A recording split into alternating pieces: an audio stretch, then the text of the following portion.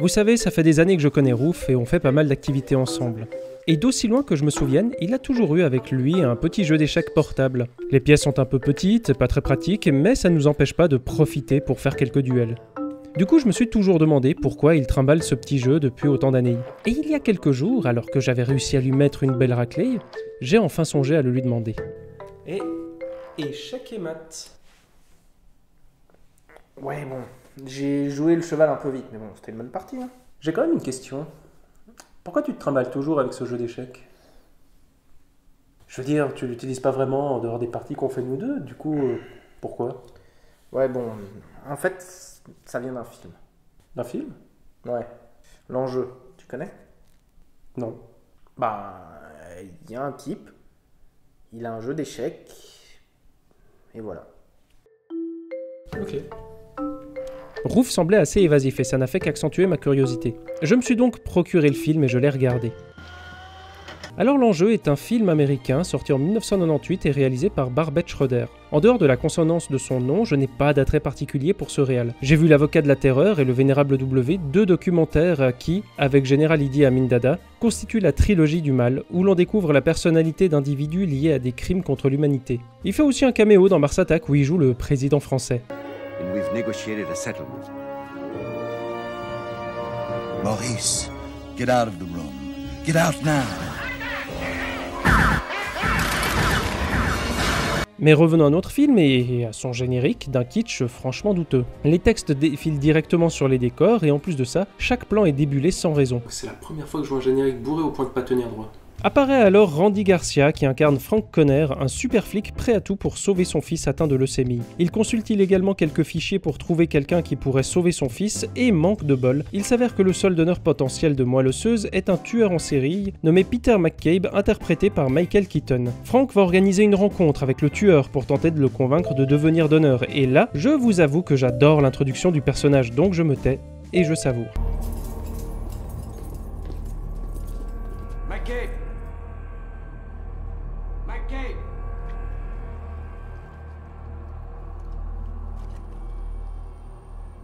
Tu as une visite. Cette apparition m'éclate. Je ne sais pas si c'est sa ressemblance troublante avec l'ex-animateur de Questions pour un champion, si c'est la posture absolument pas naturelle ou simplement le fait de vouloir l'iconiser à tout prix, dès la première seconde, sans doute un mélange de tout ça, mais il me fait sincèrement pouffer tout seul sur mon canapé. Les deux hommes se rencontrent, Keaton pose des questions et déstabilise le flic, je m'attendais presque à ce qu'il lui demande s'il entendait crier des agneaux pendant la nuit, il ne cesse d'avoir des répliques de type « J'ai tué une nana en chapeau et un gars dans un magasin, boum boum. » et autres clichés qui ne cessent de me rendre sceptique. Non, vraiment, je me demande si ce genre de truc a un effet sur Rouf. C'est tellement gros sabot. D'ailleurs, la scène suivante, c'est les retrouvailles du père avec son fils à l'hôpital. Et là encore, je soupire et j'hésite à arrêter le film. Mais bon, si j'en reparle avec Rouf, ce serait pas mal que je le regarde en entier. Finalement, Peter appelle Frank et lui demande de rencontrer l'enfant pour peut-être accepter. La rencontre se déroule sans anicroche. Et l'école, ça te plaît? Oh putain, j'ai détesté ça du début à la fin. Peter accepte à condition d'avoir droit à des cigarettes livrées à sa cellule et un accès à la bibliothèque. À la scène suivante, on le retrouve dans sa cellule en train de... mais voilà le jeu d'échecs ! Ainsi qu'un ouvrage qu'il lit d'ailleurs dans une position à nouveau pas très naturelle. Je vous assure que quand moi je lis, je suis largement plus avachi dans mon lit que droit comme un piquet. Une fois ses cigarettes obtenues, il se déboîte le pouce, demande de la naxolone en ampoule à un autre prisonnier, puis consulte les plans de l'hôpital où l'opération aura lieu. Et deuxième référence aux échecs où d'ailleurs il ne peut pas s'empêcher de jouer le malin. Qui est-ce qui gagne? Oh, le programme est trop facile. Donnez-moi Kasparov. Non, mieux, non, donnez-moi Deep Blue, ce sera intéressant. T'es ridicule. Pendant que la brigade accompagne Frank à une visite de l'hôpital pour montrer à quel point tout est bien sécurisé, c'est impossible qu'un méchant, même s'il met beaucoup d'énergie à se la péter, parvienne à s'échapper, Peter magouille dans sa cellule et encore un jeu d'échecs. Bon, il a pas l'air d'y jouer des masses, je ne crois pas que ça sera plus utilisé que ça. Je me demande pourquoi ça a marqué Rouf à ce point. Bref, il avale le flacon Naxolone et s'enfonce la pierre du briquet derrière l'ongle du pouce. À ce stade, son plan d'évasion reste assez cryptique et je ne vois pas trop en quoi tout cela va lui servir. Il est emmené à l'hôpital et...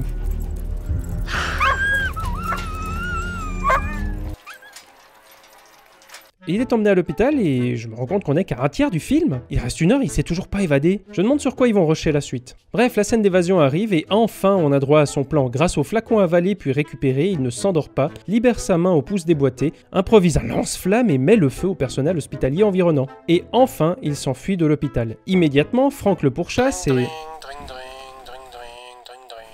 Allô? Yo, c'est moi. Dis-moi, je me suis trompé. J'étais en train de faire le plein, et au lieu de mettre du diesel, j'ai mis du liquide lave-vitre. Ah bah tiens, Rouf, tu tombes bien, je suis justement en train de regarder le film de ton enfance. Cannibal Holocaust? Avec Michael Keaton. T'es sérieux? Pourquoi tu m'as dit ça? Je sais pas, tu m'en as parlé, du coup je me demandais à quoi ça ressemblait. Ok, on en parlera une autre fois. Je te laisse. Ah mais attends, pour la voiture, du coup tu... Allô? Donc quel animal celui-là? Rouf n'avait pas l'air très enthousiaste que je découvre ce film. Sans doute parce que c'est loin d'être un chef-d'œuvre. Quelques jours plus tard, on s'est retrouvés chez lui et je tenais absolument à ce qu'on aborde ce sujet. Et ça roulait très bien avec le liquide lave-vitre. Ah chouette. Par contre, après, les essuie-glaces, ils ont pris feu. Ok, bah du coup t'as le temps pour une partie d'échecs? Pourquoi pas? Et du coup, j'ai fini l'enjeu. Ah. Et? Bah ça parle pas vraiment d'échecs, et je m'attendais à un film là-dessus. À la place, c'est juste un film un peu moyen des années 90, et c'est son principal problème. Il est hyper marqué par son époque. Et bon, les figurants et même certains acteurs sont très mal dirigés. C'était Mike Game, Frank. Quoi? Mike Game. Papa, il a emmené le docteur Hawkins.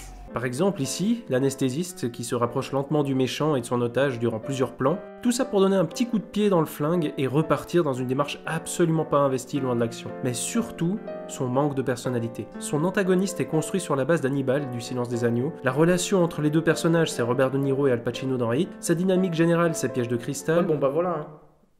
En même temps, je t'ai pas conseillé de le regarder. C'est toujours pareil. Dès que tu découvres un truc, t'es toujours obligé de juger. Tu peux pas, je sais pas moi, profiter. Mais je profite, mais tu vas voir quand même qu'en termes de film, il y a largement mieux. Même si celui-là, il a une grosse qualité dont je n'ai pas encore parlé. C'est que, passé la première demi-heure, dès que le personnage de Peter parvient à se libérer, tout le reste du film est un duel dans l'hôpital. On y passe le 95% du temps et le rythme ne s'arrête pas. C'est là que j'y vois l'influence de Piège de cristal, sauf qu'on inverse les rôles. Le méchant est seul et va passer 1 heure à tenter de s'en sortir. Et c'est un choix intelligent puisque la plupart des films d'action donnent du poids à leurs antagonistes en leur donnant un réel pouvoir d'influence sur leur environnement. Ça peut être parce qu'ils sont entourés de sbires ou parce qu'ils maîtrisent l'espace dans lequel ils évoluent. Espace auquel le héros doit se confronter pour en déloger le méchant, et ici, c'est tout l'inverse. Et donc sur ce point, je t'accorde que le film est plutôt cool. Mais bon, tu vas voir quand même que la première demi-heure, c'est laborieux. Hein. Mais j'ai rien avoué du tout. T'es de nouveau dans le pur jugement critique, à attribuer les bons points et les mauvais points. Ben oui, objectivement, il y a des trucs qui sont mieux que d'autres. Même à Poudlard, il distribue des points dès la première année. Hein. Mais ça m'intéresse pas de le savoir. Ce film, j'ai découvert quand j'étais gosse en fait. Et je l'adorais. Quand j'étais gamin, je connaissais pas Heat, je connaissais pas Piège de cristal, et encore moins Le Silence des Agneaux. Tout ce que j'ai vu, c'était un homme de mon âge. Avoir des problèmes, son père vouloir le sauver, et pour ça, rencontrer un personnage qu'à l'époque je trouvais incroyable. Tu te moques de la manière dont il a introduit dans le film? Ben pour moi, quand j'étais gamin, ça marchait. Dès qu'il apparaissait à l'écran, il faisait quelque chose de badass. Et moi j'étais impressionné. Du coup, Michael Keaton, c'est le premier acteur que j'ai aimé au cinéma. Et ce personnage, ça a peut-être été mon premier modèle. Je voulais être cool comme lui, fort, intelligent, et j'avais été marqué par le jeu d'échecs avec les petits papiers.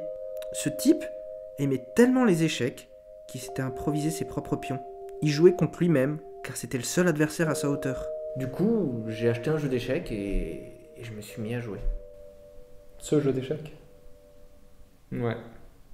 Mais j'ai vite compris que la vie, ça marchait pas comme ça. Au lieu d'être champion mondial d'échecs, ben je joue là, avec toi. Ouais, je comprends. Tu sais, moi, mon acteur modèle, c'était Al Pacino. Pas pour Heat, mais pour L'Avocat du Diable. Et depuis, tu l'as revu? Non, j'ai un peu peur qu'il ait mal vieilli. Ben voilà pourquoi je voulais pas revoir l'enjeu. Et pourquoi j'avais pas forcément envie que tu m'en parles. Ben désolé. Je sais pas trop quoi dire pour remettre la bonne ambiance là. C'est pas grave. Si ce n'est que... Au fond, je suis content d'avoir vu l'enjeu. Parce que oui, il est le produit de tous les gros succès des années 90. Mais le revoir, c'est aussi remobiliser des émotions de cette époque. Et attention, ce n'est pas de la nostalgie. Plutôt un rappel à la naïveté du spectateur enfant que j'étais. Et c'est très possible que si j'étais tombé sur un tel film plus jeune, j'aurais pu moi aussi adorer ce charismatique antagoniste. Le cinéma n'est pas qu'à moi. et il n'est pas destiné à n'être consommé qu'aujourd'hui. Il évolue, il se transforme, laissant derrière lui des traces de son époque, de ce qu'il était et de ce que nous étions. Et l'enjeu résume à lui seul un pan du cinéma des années 90, tout en parvenant à être mine de rien un peu original. Alors je crois que si vous avez la capacité d'être un peu naïf, peut-être que l'enjeu, aujourd'hui encore, pourrait vous plaire. Et Rouf, si tu veux, on peut se mater un film de mon enfance, le juger comme des sauvages et comme ça on se la quitte. Genre, l'avocat du diable? Non, un autre. Je crois que je l'ai. Ouais, c'est quoi? Ça te dit une pentalogie? Volontiers, et en plus, je connais pas ce bar.